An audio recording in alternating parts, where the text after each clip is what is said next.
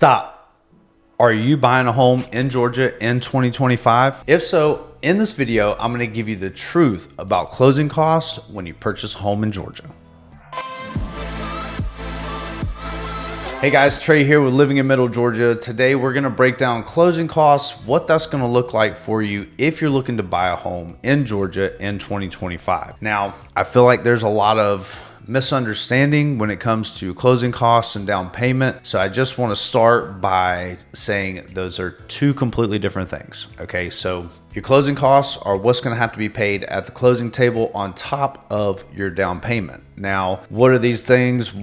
You're probably wondering, what am I going to have to pay for? All kinds of stuff's probably going through your head. That's fine. We're going to break it down. Okay. So by the time you get done watching this video, you should know exactly what you're going to be looking at whenever you do buy a home as far as closing costs are concerned. And then also I want to say, I know there's a misconception that a lot of people have when they use a VA loan. They think they don't have any closing costs, and that's just not the case. They don't have a down payment, but there are still closing costs that have to be paid. So we're going to kind of just go through this, and I'm going to let you know what those closing costs are, where they go, and what they may look like. Now, the things that you're going to pay for as far as closing costs are going to be loan origination fees, appraisal fees, home inspection fees, title insurance and search fees, attorney fees, and we'll say recording fees and some taxes. Okay, so when it comes to taxes, you're going to prorate the taxes for the year, and then however long the seller was in the home, they'll pay for that. And then when you take possession, you'll pay for the rest of the year. So that's how they're going to prorate the taxes. Loan origination fees is basically what any lender is going to charge to do the loan.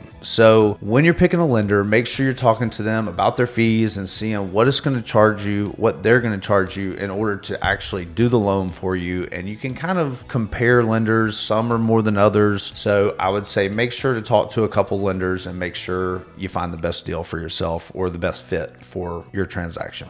Now, the appraisal and home inspection fees, these aren't things that you're going to actually have to bring money to the closing table for. You're going to pay for these throughout the transaction. So once you go under contract, your agent will get with you and say, hey, let's go ahead and schedule a home inspection. I hope they do anyways. Hey, if you've seen any of my videos, you know, I'm telling you get a home inspection. I don't care if it's new construction, existing home, it don't matter. Get a home inspection. All right, back to the topic. So those are going to be paid throughout the transaction. So once you schedule your home inspection, they'll do the inspection, they'll send you a report, and typically you'll just pay for it right then, and boom, you can check that off. Same thing with the appraisal. Your lender is going to get with you and say, hey, we need to order the appraisal. We need you to pay for this so we can get it ordered and get it done.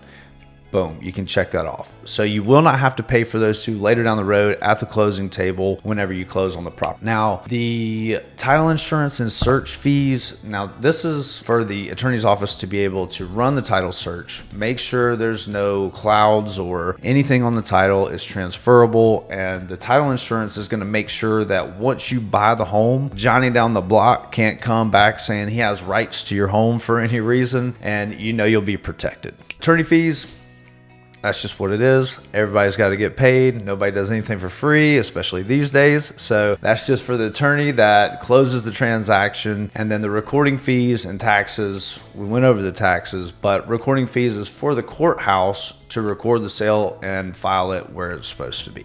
Now, there are two things that are specific to Georgia, and that's going to be transfer tax as a seller and intangible tax for a buyer. So what this is, the transfer tax is going to be $1 for every $1,000 of the sales price. Okay, so whatever you sell the home for, it will be $1 for every $1,000. That's for the seller. Now the buyer is going to have the intangible tax, which is $1.50 for every $500 of the loan amount. So if it's, you know, a $300,000 home, you put down 10%, you just take that 10% from the purchase price, and then whatever you got the loan for, you're going to have to pay $1.50 for every $500.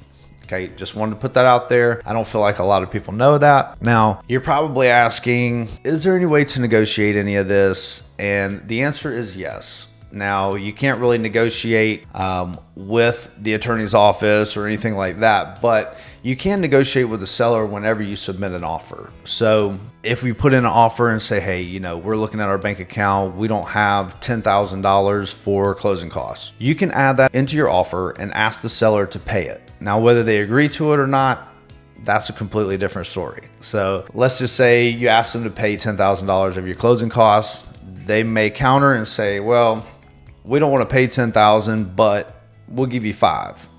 And then at that point, it's just a matter of you taking the time to say, okay, yes, I have the money to cover the rest, or no, we really need $10,000 from the seller in order to be able to buy this home. So then you would just go from there, figure it out, and see what you need to do. Now, I will say, if you are just starting to look, or you're in the process, your agent should be able to help you with this. But if nobody else, you should be able to contact your lender, and they should be able to help you with what the closing costs would be on that purchase price.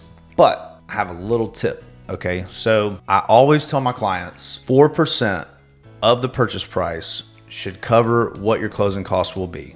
That will give you a good ballpark figure. Now, that is going to be on the high end. Okay, so I would much rather tell you a little more so you're prepared than tell you less and you need more than what I told you. So you can maybe get away with 3%, but in my opinion, I would go with 4% just to make sure that you have enough money to cover that on top of your down payment. So it's really not that much to go over or to understand. I just wanted to keep this very simple, very basic. So those are basically the things that you're going to be looking at whenever you purchase a home in Georgia in 2025. And hey, if you have any questions about closing costs or down payment or anything to do with real estate, I'm always here. I'm always happy to answer any questions that you have. So please feel free to shoot me a text or give me a call at 478-888-7808. And hey, I hope you guys have a great day, and we will see you on the next video.